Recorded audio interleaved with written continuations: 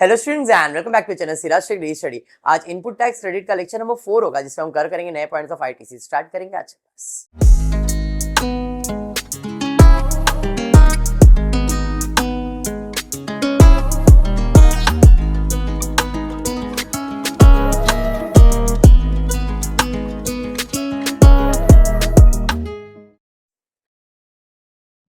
अच्छा, in the previous lecture मैंने आपको सेत पब्लिकेशन के सम्स करवाया था।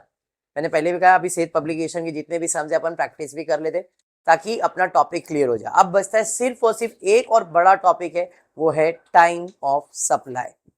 अगर वो भी हो जाता है तो आपका इनडायरेक्ट टैक्स आप ये समझो कि आपने 90% कंप्लीट कर लिया, बचता है 10%।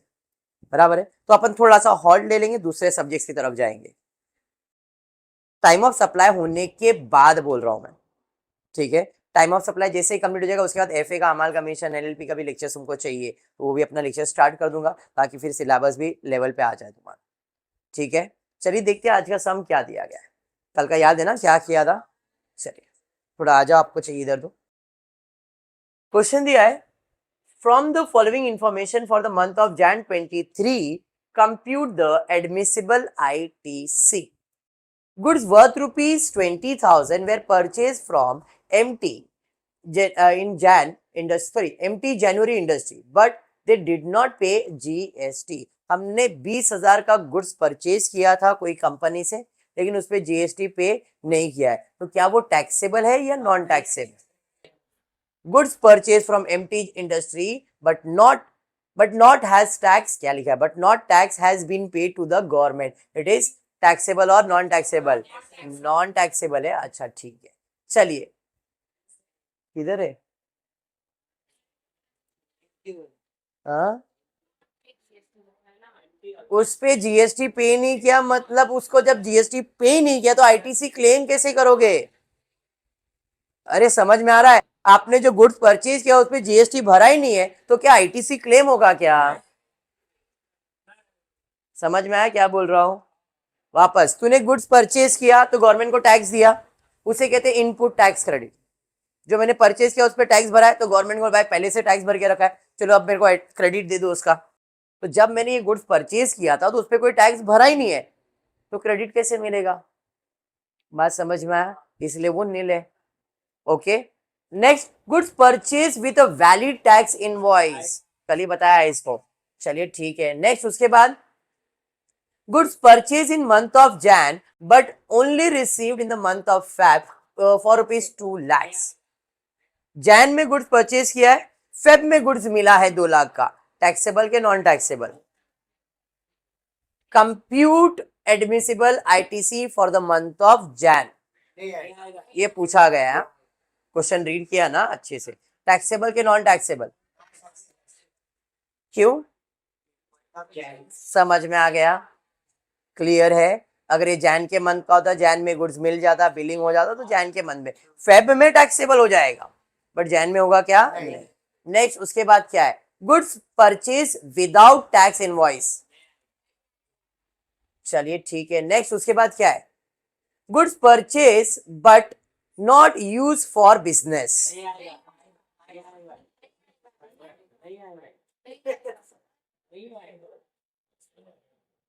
पहले समझो, जीएसटी जो होता है वो एंड कंज्यूमर पे करता है और उसको कोई क्लेम वगैरह नहीं होता है। वापस सुनो मैं क्या बोलना जा रहा हूं। एज अ बिजनेसमैन आप जीएसटी भरते हो और आप क्रेडिट क्लेम करते हो, लेकिन आप बिजनेसमैन ही नहीं हो। आपने आपके लिए गुड्स परचेज किया है, तो गवर्नमेंट को जाके बोले इनपुट टैक्स क्रेडिट दे, तो गवर्नमेंट ने खरीदा है क्या? तूने बेचा है क्या? मेरे से टैक्स क्लेम कर रहा है। बात समझ में आ रहा है? GST is collected by and consumer, businessman से नहीं, और बिजनेसमैन को आईटीसी का क्लेम मिलता है। यहाँ पे गुड्स परचेज किया है, टैक्सेबल क्या? नहीं। समझ में आया? क्यों, किस लिए कंसेप्ट बैठा दिमाग में कि अभी भी डाउट है डाउट तो पूछो, वापस एक्सप्लेनेशन देता हूँ।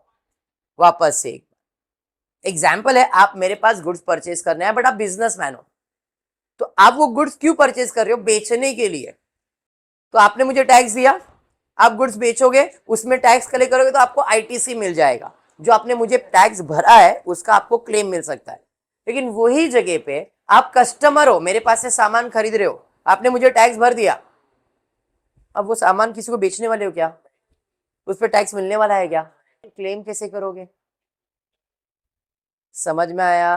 वो गुड्स अगर आप कंज्यूम कर रहे हो तो आईटीसी क्लेम नहीं कर सकते, अगर वो गुड्स आप रीसेल कर रहे, बिजनेस के लिए यूज कर रहे हो तो ही आईटीसी क्लेम किया जाता है। अभी समझा? चलिए नेक्स्ट, उसके बाद क्या है? उसके बाद दिया है services availed of auditor 59,000 inclusive of tax. Inclusive of tax मतलब टैक्स के साथ है, बट यहां पे विदाउट टैक्स लिखना पड़ता है, बराबर है। अब टैक्स का रेट कितना परसेंट दिया, कुछ दिया है क्या? नहीं, तो बाय डिफॉल्ट कितना परसेंट लेना है? 18%। ठीक है, तो अब इसका कैलकुलेशन कैसे करेंगे जरा ध्यान देना। इंक्लूसिव मतलब विद टैक्स है, मतलब ये जो 59,000 है इसके अंदर 18% जीएसटी इंक्लूडेड है।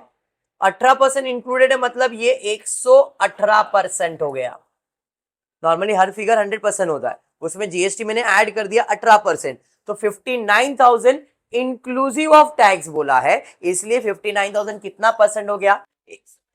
मुझे तो 100% अमाउंट चाहिए विदाउट टैक्स वाला, तो क्रॉस मल्टीप्लाई होएगा 59,000 इंटू 100 डिवाइड बाय 118। कुलदीप कितना आ रहा है? 50,000 आएगा। आप 18% निकालते रहोगे, आपने 18% निकाला होगा, ठीक है। अरे हाँ, अब आईटीसी कितना क्लेम कर सकता हूं? तो आईटीसी क्लेम विल बी 9,000।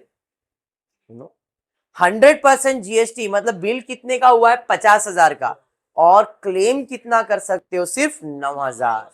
अरे बात समझ में आया? तो यहाँ पे जो मैं कैलकुलेशन कर रहा हूं वो कितना परसेंट कर रहा हूं? 18%। 100% नहीं, 100% है 50,000, जो मैंने उधर लिखा था वो 100%। तो 50,000 का सामान बेचा, जीएसटी कितना चार्ज किया? 9,000, तो 9,000 का मुझे क्या मिलेगा? क्लेम मिलेगा। तो एडमिसिबल आईटीसी का क्लेम कितना मिलेगा? 1,09,000। सम समझ में आ गया?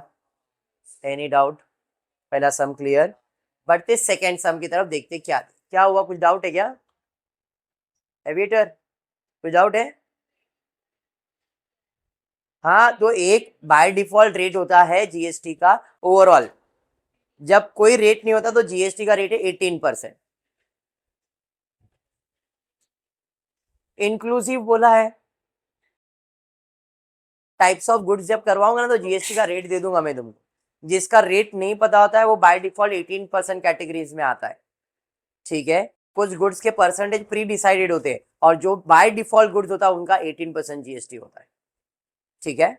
इसलिए हमने 18% लिखा है यहाँ पे। नेक्स्ट आगे बढ़ते, from the following transaction compute admissible input tax credit for the month of Jan 23। पहला है service avail without tax invoice, taxable के non taxable.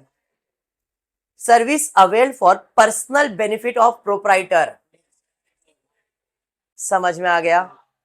Goods purchase from perfect industry but no tax has been paid to the government, अभी किया आपने, बराबर है। Next उसके बाद क्या है? Service avail from Rohit but not tax is paid, goods purchase in the month of Jan but goods are not received till date, जैसे पिछला सब में था जैन और फेब वाला। फिर goods purchase with a valid tax invoice, goods purchase but not use for business, service availed with valid invoice, total ले लिया 7।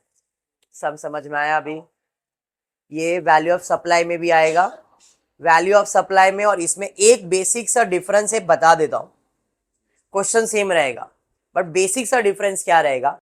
ये जो अमाउंट है ये अमाउंट है टैक्स का, कितना टैक्स भरा है उसका, और वैल्यू ऑफ सप्लाई में टैक्स अमाउंट नहीं रहेगा, बिल अमाउंट रहेगा।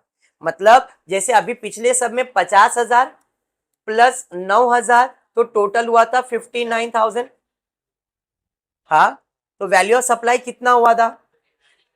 तो उधर ये लिखना है वैल्यू ऑफ सप्लाई में, और इनपुट टैक्स क्रेडिट में सिर्फ टैक्स लिखना है, फर्क समझो खाली, सम सेम है, डिफरेंस ये। क्लियर हुआ? बढ़ते नेक्स्ट सम की तरफ, देखते क्या Shami of Pune into a contract for supplying boxes to Randhir of Nasik. Shami supplied 1000 boxes at 275 per boxes to Randhir in the following lot. 1000 boxes बेचा है. देखो इसका टोटल 1000 आता है क्या? बॉक्सेस का टोटल देखो 1000 आता है क्या? 150, 300, 225, 325, 1000 आ रहा है. ठीक है. कौन से तारीख को सामान बेचा उसका डिटेल्स भी दिया गया है. रणधीर ने साइन किया है एक ही इनवॉइस, सिंगल इनवॉइस, और वो इनवॉइस कौन से तारीख को बना है? 5 अक्टूबर को. द जीएसटी रेट इसके ऊपर एप्लीकेबल कितना परसेंट है? 12%. Calculate tax liability of Shami and gives the date when input tax credit can be claim by Randhir.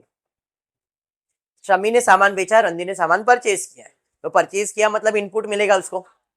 Randhir ने एक ही बिल साइन किया 5 अक्टूबर को, उसके पास से बोला एक ही बिल बनाओ जिसमें सारे गुड्स की एंट्री हो जानी चाहिए. तो बाय डिफॉल्ट गवर्नमेंट के लिए तो 5 अक्टूबर का ही बिल है. कितने दिन में सामान का पेमेंट हो जाना चाहिए? 180 डेज. उसके अंदर हो गया तो ठीक है, नहीं तो फिर आपको इनपुट टैक्स क्रेडिट नहीं मिलेगा. चलिए ठीक है. सबसे पहला 1000 बॉक्सेस बेचा है. एक बॉक्सेस के ऊपर कितना परचेज किया? 275. तो 1000 इंटू 275, 2,75,000 का सामान हुआ. जीएसटी का ब्रैकेट कितना परसेंट है? 12%. तो 275 का 6 और 6% कैलकुलेट करो, मतलब 12%. 16,500, 16,500. तो टैक्स कितना हो गया? 33. उसको इसका ही क्रेडिट चाहिए ना. हाँ, ये कब क्लेम करेगा? कर सकता है कि नहीं क्लेम कर सकता है? क्लेम कर सकता है कि नहीं क्लेम कर सकता है? कर तो सकता है. अगर 180 दिन के अंदर वो पेमेंट करता है तो ITC can be claimed by Randhir. Since the boxes are supplied by Shami in lots under a single invoice, Mr. Randhir will be able to claim input tax credit only on the date of receipt of the last, that is 9 October 22 in this case. उसने bill कभी बनाया था? 5 अक्टूबर. Last goods कभी मिला है? 9 अक्टूबर को. 9 अक्टूबर के बाद वो क्लेम कर सकता है. और कितने दिन में? 180 दिन में. यहाँ पे 180 डेज लिखा नहीं है, खाली पूछा है क्लेम कर सकता है. हाँ, 9 तारीख के बाद वो कभी भी क्लेम कर सकता है. कभी मतलब 180 डेज के अंदर. समझ में आ गया? बस आज का टारगेट इतना ही. क्लियर है क्या?